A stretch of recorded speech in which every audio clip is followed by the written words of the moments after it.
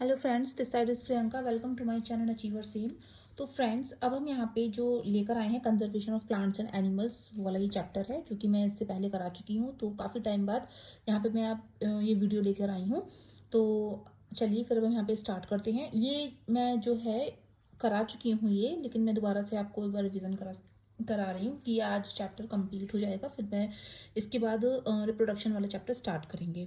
ठीक है फ्रेंड्स, तो चलिए अब हम आगे बढ़ते हैं यहाँ पे। तो सबसे पहले हमने यहाँ पे जो पढ़ा था वो यहाँ पे बायोडाइवर्सिटी के बारे में पढ़ा था कि बायोडाइवर्सिटी जो होती है वो क्या होती है। एक स्पेसिफिक एरियाज में जो लिविंग ऑर्गेनिजम्स की जो अलग अलग स्पीशीज़ होती हैं, तो अलग अलग जो उनकी जो स्पीशीज़ वैरायटी जो होती है वो अलग अलग स्पेसिफिक एरिया में पाई जाती हैं, देखने को मिलती हैं।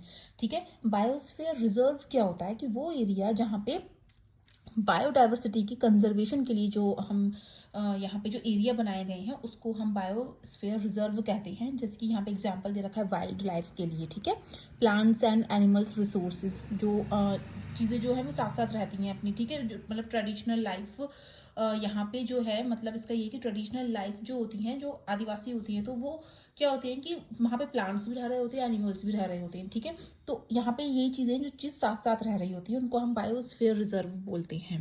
डेजर्टिफिकेशन यहाँ पे डेजर्ट से मतलब निकल रहा है, यानी जो सॉइल इरोजन, पत्तियां जो होती हैं वो उसमें क्या होता है, कम ह्यूमस होता है जो सॉइल को इनफर्टाइल बनाती हैं, और धीरे धीरे वो लैंड जो है कन्वर्ट किस में हो जाता है, डेजर्ट में हो जाता है। ठीक है, इनको हम क्या बोलते हैं, डेजर्टिफिकेशन कहते हैं। फिर हमारा आता है रेड डेटा बुक। तो रेड डेटा बुक होती है मतलब जहाँ पे एंडेंजर्ड एनिमल्स और प्लांट्स के जो रिकॉर्ड रखे जाते हैं उनको हम रेड डेटा बुक में इन चीज़ों को जो है रखते हैं, यानी इनका जो रिकॉर्ड होता है वो यहाँ पे पाया जाता है। ठीक है फ्रेंड्स, अब हम यहाँ पे बात करेंगे डिफॉरेस्टेशन। तो डिफॉरेस्टेशन का मतलब होता है कि जहाँ डिफॉरेस्टेशन से मतलब निकल रहा है कि फॉरेस्ट की जो कटिंग होती है यहाँ पे अदर पर्पजेस के लिए, जो लैंड जो अदर पर्पज़ के लिए यूज़ की जाती है वो लैंड, तो वहाँ पे क्या होती है, फॉरेस्ट की कटिंग होती है, तो वहाँ पे हम उस चीज़ को क्या बोलते हैं, डिफॉरेस्टेशन कहते हैं। रिफॉरेस्टेशन यानी इसी का ही उल्टा हो जाता है रिफॉरेस्टेशन, यानी जहाँ पर जो चीज़ वहाँ पे डिस्ट्रॉयड हो गई है, जो लैंड में जो डिस्ट्रॉयड फॉरेस्ट है वहाँ पे दोबारा से उन ट्रीज को प्लांटिंग करवाना। ठीक है, तो उनको हम क्या बोलते हैं यहाँ पे, रिफॉरेस्टेशन। तो आई होप ये आपको समझ में आ रहा होगा। तो अब हम इसके आगे बढ़ते हैं, चलिए फ्रेंड्स। तो हम यहाँ पे आगे बढ़ते हैं कि सॉइल इरोजन, ये एक पॉइंट है जो नोट करके आप लोग लिख सकते हैं अगर आप लोग नोट्स बना रहे हैं तो, कि सॉइल इरोजन क्या करता है। जैसे सॉइल की 3 लेयर्स होती हैं, ठीक है, upper most, middle and inner most layer. तो जो टॉप लेयर होती है, तो सॉइल इरोजन उस टॉप लेयर को क्या करता है, रिमूव कर देता है। वो फर्टाइल होती है जो कि उसको फर्टाइल टॉप लेयर को रिमूव करता है, जिससे जो नीचे की जो लेयर होती है वो हार्ड होती है, जो एक्सपोज होने लगती है, जो कि क्या होती है सॉइल के लिए, वो एक लेस फर्टाइल होती है। ठीक है फ्रेंड्स, तो ये चीज़ आप ध्यान में रखना। ठीक है, जो फर्स्ट लेयर होती है वो फर्टाइल होती है, टॉप लेयर। अब आता है यहाँ पे जो पहला जो रिजर्व है फॉरेस्ट, फर्स्ट रिजर्व फॉरेस्ट जो होता है वो कौन सा होता है, कौन सा है, सतपुरा नेशनल पार्क। ये पता होना चाहिए आपको, ये एनसीईआरटी में दे रखा है।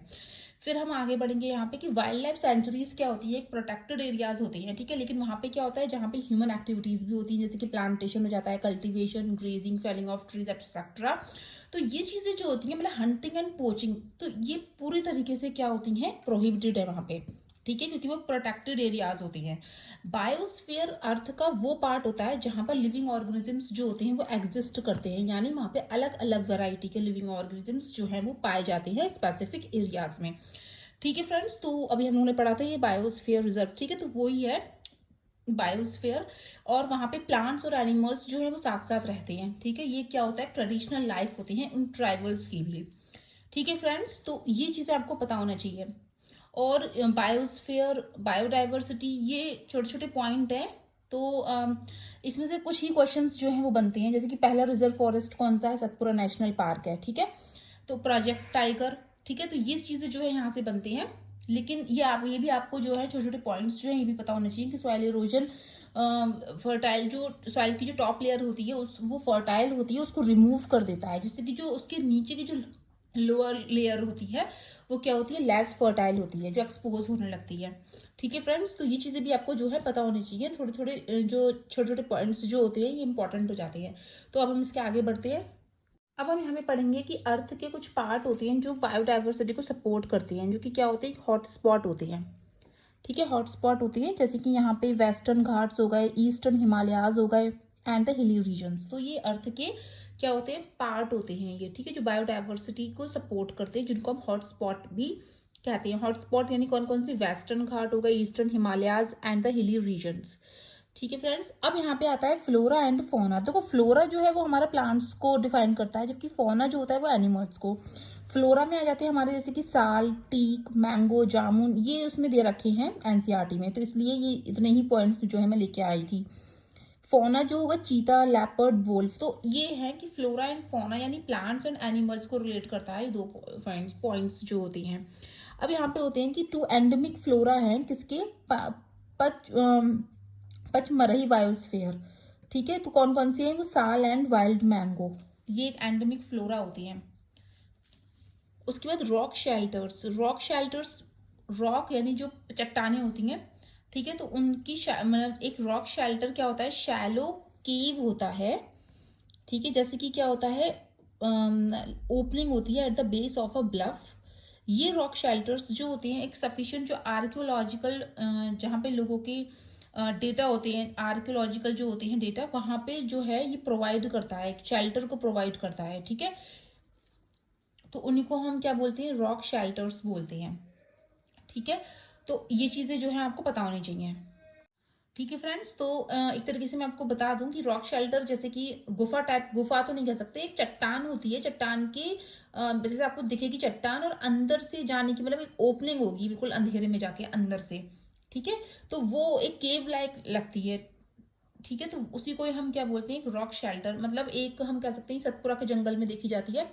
बहुत पहले जो प्री हिस्टोरिक जो होते थे वहां पे उन चीजों में दे रखी होती थी कि मतलब एक चट्टान टाइप की है बहुत बड़ी सी, उसके अंदर गुफा, मतलब गुफा टाइप की लगती है, ठीक, गुफा नहीं होती है बट गुफा टाइप की लगती है वो अंदर को, ठीक है, तो उसी को हम क्या बोलते हैं, रॉक शेल्टर्स बोलते हैं, केव लाइक, केव की तरह दिखती है वो। ठीक है फ्रेंड्स, तो चलिए अब हम यहाँ पे आगे बढ़ेंगे।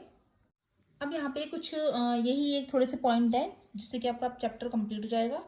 जैसे कुछ माइग्रेटरी वर्ड्स होते हैं, जैसे कि यहाँ पे नेम है Siberian cranes, greater flamingo, ruff, starling, Asian koel, blue throat, तो ये सारे जो हैं एक माइग्रेटरी वर्ड्स के नेम दे रखे हैं, ठीक है, जो आपको नेम इसके पता होने चाहिए।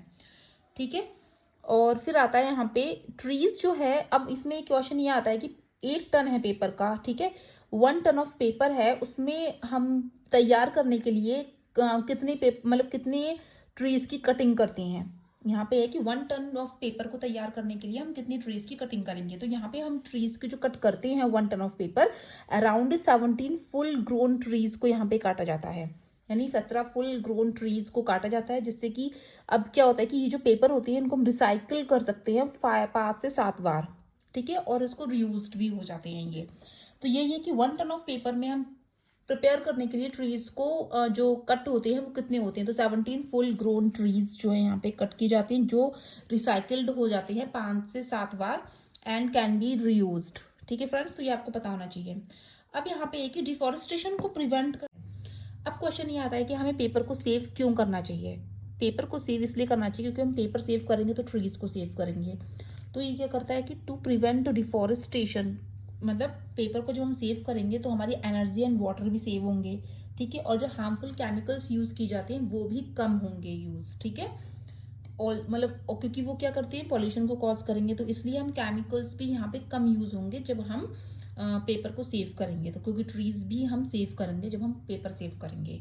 अब यहाँ पे एक आता है कि कर्नाटका गवर्नमेंट ने एक प्रोजेक्ट एलिफेंट यूज किया था, क्यों, to save Asian elephant, Asian elephant को सेव करने के लिए यहाँ पे एक प्रोजेक्ट एलिफेंट चला था, प्रोजेक्ट टाइगर 1973 में चला था, जो उसका ईयर है वो आप ध्यान रखना कि प्रोजेक्ट टाइगर 1973, ये भी जो है क्या है कि टाइगर को सेव करने का एक अभियान चलाया था। ठीक है फ्रेंड्स, तो ये चैप्टर जो है कंप्लीट होता है यहाँ पे conservation of plants and animals. तो मिलते हैं हम नेक्स्ट वीडियो में। अब हम जो स्टार्ट करेंगे चैप्टर उसका नाम होगा रिप्रोडक्शन। ठीक है फ्रेंड्स, तो आप लोग तैयार रहना, और अगर आप लोग नोट्स बना रहे हैं तो प्लीज़ इन नोट्स को भी आप तैयार करते रहना, प्रिपेयर करते रहना, क्योंकि आने वाले एग्जाम्स में ये भी इंपॉर्टेंट होंगे।